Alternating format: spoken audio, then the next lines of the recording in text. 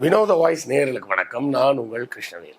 இன்றைக்கி நாம் இன்று எதை பற்றி பார்க்க போகிறோம்னா, தொடர்ந்து குடைச்சலை கொடுத்து கொண்டு இருக்கும் ஆளுநர் மீண்டும் மீண்டும் தடுத்தாட வேண்டிய அல்லது அடித்தாட வேண்டிய முதல்வரின் இக்கட்டான சூழ்நிலை அது என்ன அப்படிங்கிறது தான் இன்றைக்கி விரிவாக பார்க்க போகிறோம். நம்ம வீடியோவில் அடிக்கடி நம்ம அப்புறம் நண்பர்களே புத்தகம் வாங்குன்ற போடுறதெல்லாம் நிறைய பேர் கேலி பண்ணுறாங்க.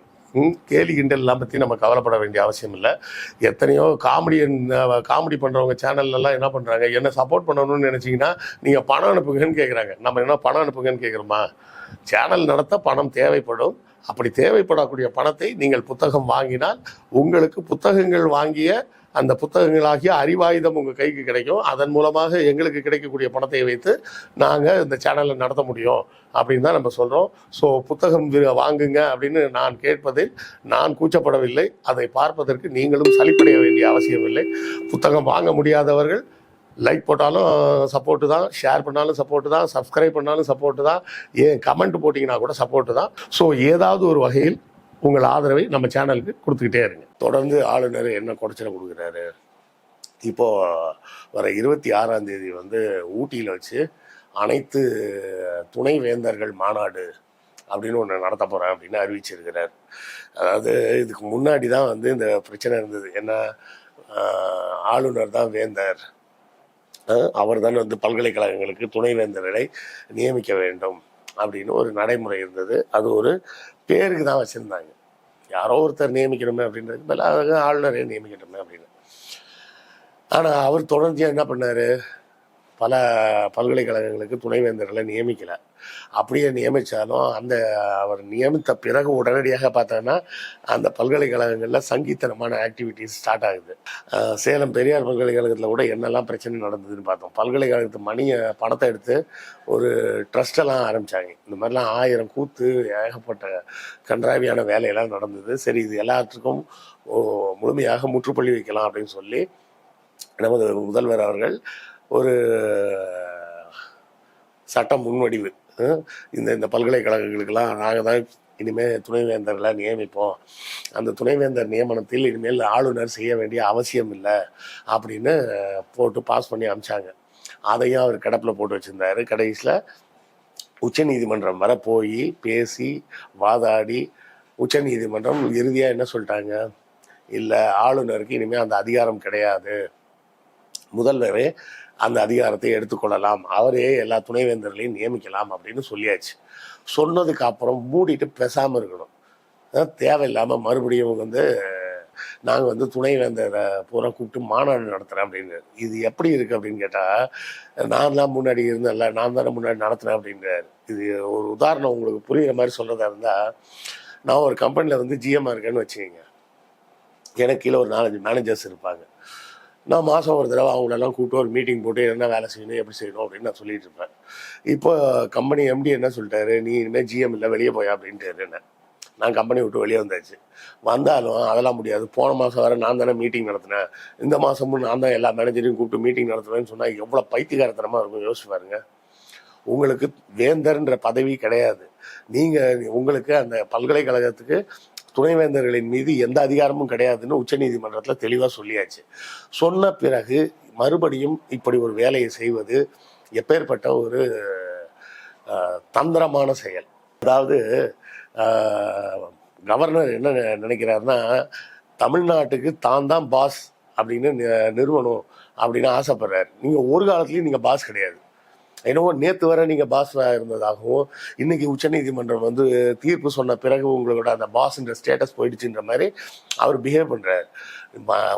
கவர்னர் அவர்களுக்கு புரியாத விஷயம், அல்லது புரிந்து கொண்டாலும் தெரிந்திருந்தாலும் வேண்டுமென்றே விஷமத்தனமாக செய்யும் வேலை என்னென்னா, நான் தான் பாஸ் அப்படின்னு நிற்கிறேன் பாரு அப்படின்னு சொல்லி இந்த துணைவேந்தர்கள் மாநாடுன்றதை போட்டிருக்கிறார். இது மிக மிக கண்டிக்கத்தக்கது. இது ஏதோ ஸ்டாலினுக்கும் ஆர்.என். ரவிக்கும் நடக்கிற பிரச்சனை இல்லை. முதலமைச்சர் என்ற மக்களால் தேர்ந்தெடுக்கப்பட்ட ஒரு பதவியில் இருப்பவருக்கும் அந்த பதவியின் அதிகாரத்திற்கும் மக்களால் நியமிக்கப்படாத, மக்களால் தேர்ந்தெடுக்கப்படாத ஒரு நியமன பதவியாகிய கவர்னர் பதவி, அந்த கவர்னர் பதவிக்கு குடியரசுத் தலைவர் யாரை வேணால் நியமிக்கலாம். அப்படி நியமிக்கப்பட்ட பதவி ஒரு கான்ஸ்டிடியூஷனல் அதிகாரம் பெற்ற பதவி கிடையாது. அது சும்மா ஒரு எக்ஸிக்யூட்டிவ் போஸ்ட், அவ்வளோதான். சரியா? நடைமுறை சிக்கல்கள், நடைமுறை செயல்பாடுகளை ஏற்படுத்த வேண்டிய ஒரு வேலை. அந்த பதவிக்கு எந்த அதிகாரமும் கிடையாது. நல்லா இன்னொன்று, இப்போ பெரிய நிறுவனங்கள் இருக்குன்னு வச்சிங்களேன், இப்போல்லாம் இருக்காது, எல்லாம் இமெயில் வந்தாச்சு. நான் சொல்கிறது ஒரு 20 ஆண்டுகளுக்கு முன்னாடிலாம் பார்த்தீங்கன்னா, 25 ஆண்டுகளுக்கு முன்னாடிலாம் பெரிய நிறுவனங்கள் நிறைய பேர், ஒரு 50 பேருக்கு மேலே வேலை பார்க்கக்கூடிய நிறுவனங்களாக இருந்ததுன்னா என்ன செய்வாங்கன்னா, டெஸ்பேட்ச் கிளர்க்குன்னு ஒருத்தர் இருப்பார். டெஸ்பேட்ச் கிளர்க்கு என்ன பண்ணுவாருன்னா, வரக்கூடிய தபால்கள், அந்த அலுவலகத்தில் பணிபுரியக்கூடிய யாருக்கு வரக்கூடிய தபாலாக இருந்தாலும் எல்லா தபாலும் அவர்கிட்ட கொண்டு போய் கொடுத்துருவாங்க. அவர் என்ன பண்ணுவார், அதை பூராத்துக்கும் ஒன்றுக்கும் நம்பர் போட்டு ஒரு ரெஜிஸ்டரில் எழுதுவார். இன்வெர்ட் லெட்டர்ஸ் அப்படின்னு எழுதுனா அதை எல்லாத்தையும் அவர் தான் பிரித்து அந்தந்த பேர் யார் யாருக்கு வந்திருக்கோ அவங்களுக்கு எல்லாத்துக்கும் கொண்டு போய் அந்த லெட்டரை சேர்ப்பார். அதே போலவே யார் லெட்டர் அனுப்புறதா இருந்தாலும் அந்த லெட்டரை வந்து அந்த டெஸ்பேட்ச் கிளர்க்கிட்ட கொடுத்துருவாங்க. அவர் வந்து அட்ரஸ் ஒட்டி ஸ்டாம்ப் ஒட்டி எல்லாத்தையும் கவரில் போட்டு அதை எல்லாத்தையும் ஒரு ரெஜிஸ்டரில் எழுதி இன்னைக்கு யார் யாரெல்லாம் கடிதம் எழுதுறாங்க அப்படின்னு அதை பூரா மெயின்டைன் பண்ணுவார். இப்படி ஒரு டிஸ்பேட்ச் கிளர்க்கோட வேலை தான் வந்து கவர்னரோட வேலை.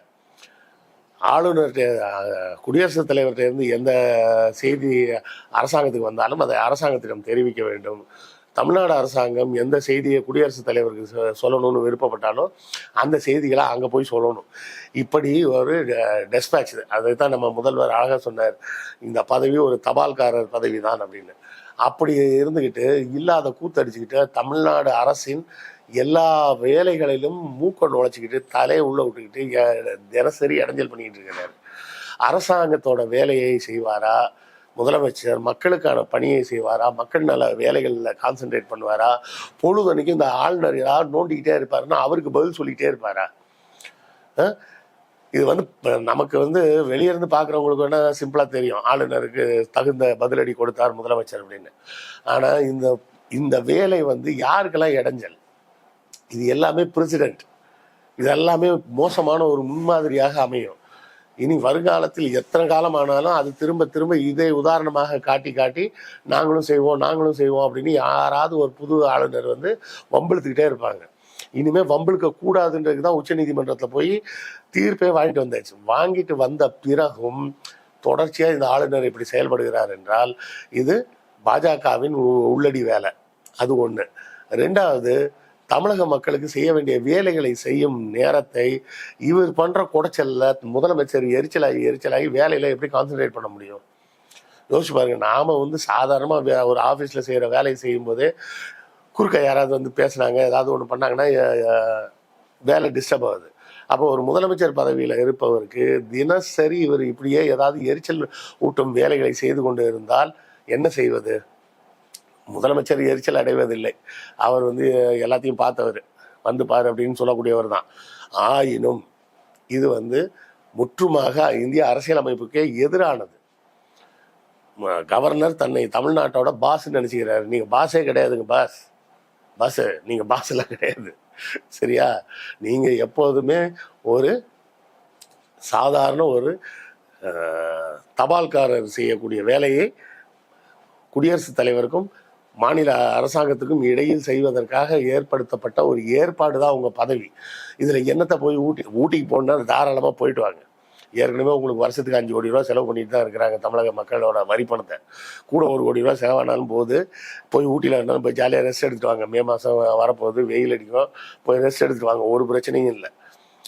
எங்களோட அன்றாட பணிகளை கெடுக்காதீங்க. தமிழக அரசு மக்களுக்காக செய்து கொண்டு இருக்கும் அன்றாட வேலைகளை தொடர்ந்து இடைஞ்சல் கொடுக்குற வேலையை தான் நீங்கள் பண்ணிட்டு இருக்கீங்க. உங்களுக்கு எந்த அதிகாரமும் கிடையாதுன்னு உச்சநீதிமன்றம் தெளிவாக தீர்ப்பு கொடுத்துட்டாங்க. இந்த மாநாடை கண்டிப்பாக முதலமைச்சர் ஸ்டாலின் அவர்கள் தடுப்பார், தடை செய்வார். ஏன்னா அது அவர் செய்யலைன்னா இப்போ நான் தான் பாஸ்ன்னு அவர் சொன்னது சரின்ற மாதிரி ஆகிடும். அப்படி செய்ய முடியாது. அவர் நடத்துவதற்கு எந்தவித அதிகாரமும் கிடையாது. துணைவேந்தர்களின் மீது அவருக்கு எந்த அதிகாரமும் கிடையாது. துணைவேந்தர்கள் கவர்னரிடம் பதில் சொல்ல வேண்டிய நிலை இதற்கு முன்னால் இருந்தது போல இப்போது கிடையாது. எந்த துணைவேந்தரும் கவர்னருக்கு பதில் சொல்ல வேண்டிய கட்டாயத்தை விட்டு வெளியே வந்தாச்சு.